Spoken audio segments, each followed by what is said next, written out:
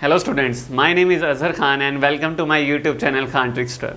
Reasoning के lectures की शुरुआत करेंगे, लेकिन आज की इस क्लास में कुछ इम्पॉर्टेंट डिस्कशन करेंगे। अगर आप गवर्नमेंट एग्ज़ाम की तैयारी कर रहे हैं तो उसके लिए 3 चीज़ें आपके लिए जानना बेहद ज़रूरी है।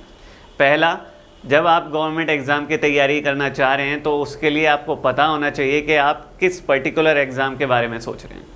आप एसएससी के बारे में कर रहे हैं, आप बैंक पीओ करना चाह रहे हैं, आप बैंक क्लैरिकल करना चाह रहे हैं, या कोई रेलवे का एग्ज़ाम निकालना चाह रहे हैं। तो first and the most important thing is किस एग्ज़ाम की आप प्रिपरेशन कर रहे हैं।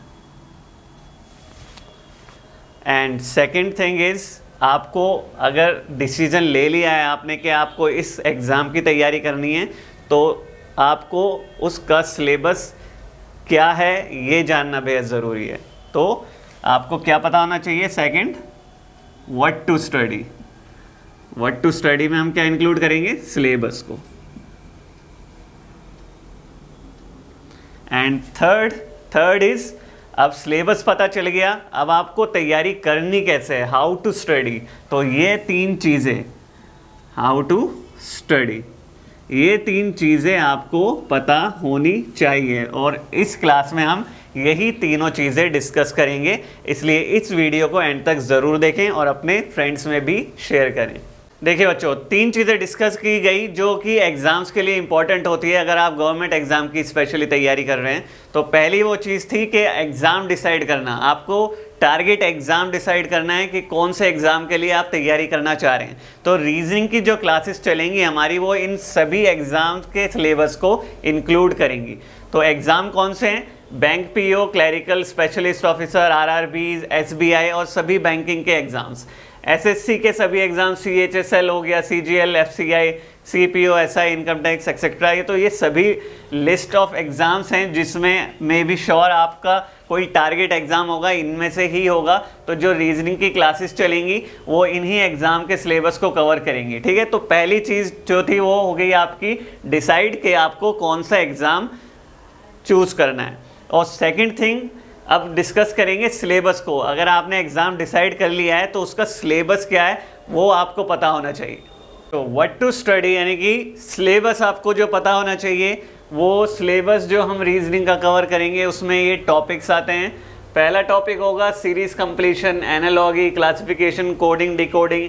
ये सभी टॉपिक्स जो हैं ये वर्बल रीजनिंग में है। रीजनिंग 2 सेक्शंस में डिवाइड होती है, verbal reasoning and non verbal reasoning. तो ये जो सिलेबस है वो है वर्बल रीजनिंग का। ठीक है, तो इसको आप नोट डाउन कर लीजिए। पजल हो गया, sequential order, direction sense, logical Venn diagram and alphabetical test, alpha numerical sequence output, statement, argument, assumptions, course of action, conclusion, सभी सिलेबस यानी कि सभी टॉपिक्स को कवर किया जाएगा, कोई एक टॉपिक भी मिस नहीं होगा। And this is the verbal reasoning syllabus. अभी नॉन वर्बल रीजनिंग का भी मैं सिलेबस अभी नोट डाउन कर देता हूँ। और कुछ टॉपिक्स हमारे ऑलरेडी हो चुके हैं, कुछ लेक्चर्स हो चुके हैं।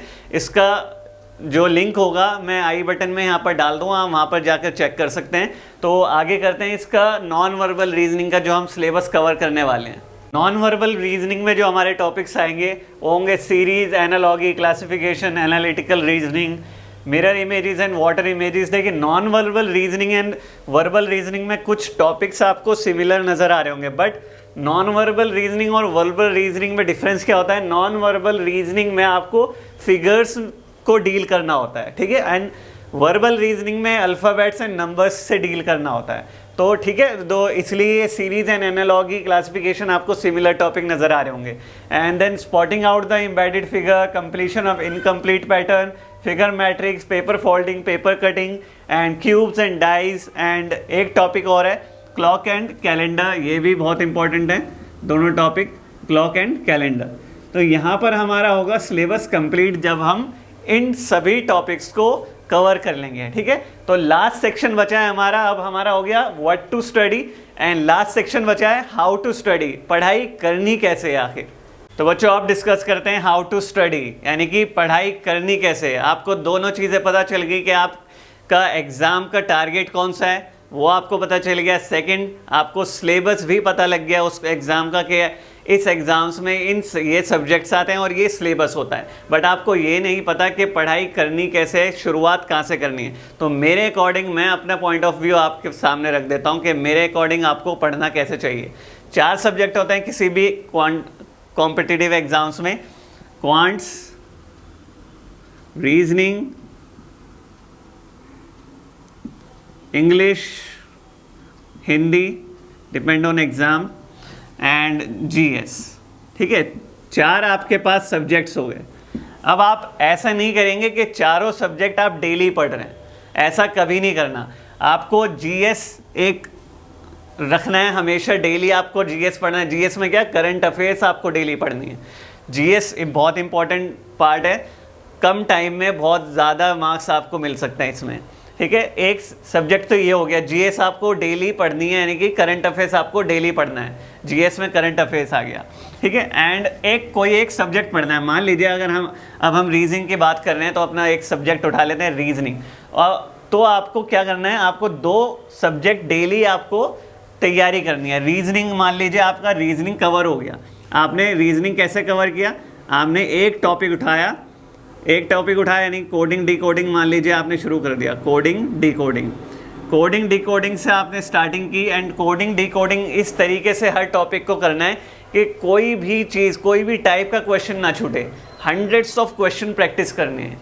ठीक है, उस टॉपिक को ऐसे कर लेना है कि दोबारा उस टॉपिक को उठाने की ज़रूरत ना पड़े। हर टॉपिक को आपको ऐसे लेकर चलना है। तो रीजनिंग मान लीजिए आपका कंप्लीट सिलेबस हो गया, एक टॉपिक आपने क्लियर कर लिया, रीजनिंग कंप्लीट हो गया, इसको साइड में रख दिया। रीजनिंग हो गया, जीएस आपका साथ के साथ चल रहा है। अब रीजनिंग हो गया, अब रीजनिंग के साथ अब रीजनिंग का क्या करना है, आपको मॉक टेस्ट देने हैं, जो सब्जेक्ट वाइज मॉक टेस्ट होते हैं, याद रखना, मॉक टेस्ट ऑफ रीजनिंग, क्योंकि आप रीजनिंग कवर कर चुके हो, कंप्लीट कर चुके हो। ठीक है, तो एक मॉक टेस्ट आपका रीजनिंग का डेली फिक्स हो गया।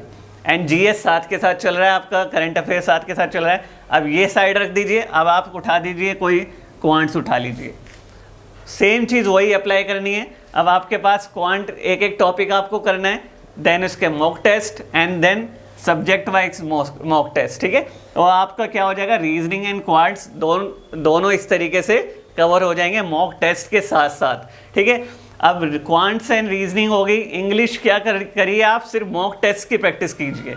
मेरे अकॉर्डिंग इंग्लिश क्या करनी चाहिए, मॉक टेस्ट से ही तैयारी करनी चाहिए। कुछ इंपॉर्टेंट चीज़ें होती हैं, आइडियम्स वगैरह, फ्रेजेस वगैरह, वो आप कर लीजिए, बट ये 2 सब्जेक्ट जो हैं वो मोस्ट इंपॉर्टेंट होते हैं और यही हम कवर करेंगे यूट्यूब चैनल पर, कंप्लीट सिलेबस, एक चीज़ इसकी। ठीक है, बट उसके लिए टाइम लगेगा। आने वाले टाइम पे लाइव क्लासेस भी होंगी। फॉर द टाइम बिंग आपको रिकॉर्डेड सेक्शंस मिलेंगे। ठीक है, रिकॉर्डेड फॉर्मेट में आपको कंप्लीट सिलेबस करवाया जाएगा एंड वो भी बहुत अच्छे तरीके से। ठीक है, तो इस तरीके से आपको पढ़ना है। जब आपकी रीजनिंग एंड क्वांट्स कंप्लीट हो जाए, फिर एक मॉक टेस्ट उठाना है। जिस एग्ज़ाम की आप तैयारी कर रहे हैं उस पर्टिकुलर एग्ज़ाम के आपको मॉक टेस्ट परचेज़ करने हैं। ऑनलाइन बहुत सारे मॉक टेस्ट आपको मिल जाते हैं, तो वहाँ पर आपको मॉक टेस्ट प्रैक्टिस करने हैं। धीरे धीरे आपको इसकी फ्रीक्वेंसी बढ़ानी है। मान लीजिए आप एक दिन में एक मॉक टेस्ट दे रहे थे, फिर आप धीरे धीरे 10 दिन में, 7 दिन बाद, 15 दिन बाद आप 2 टेस्ट एक दिन में दीजिए। फिर जब एग्ज़ाम आपका नज़दीक आ जाए तो इसकी फ्रीक्वेंसी और बढ़ा दीजिए। Daily mock test 3 mock test दीजिए और उसको एनालाइज़ कीजिए। एनालाइज़ करना बहुत इंपॉर्टेंट है कि आप कौन से क्वेश्चन पर कितना टाइम कंज्यूम कर रहे हैं, उसको कम करने की कोशिश कीजिए। तो इस तरीके से अगर आप पढ़ेंगे, आई एम श्योर आपकी बहुत अच्छी तैयारी हो जाएगी और आप फर्स्ट अटेम्प्ट में ही एग्ज़ाम निकाल लेंगे।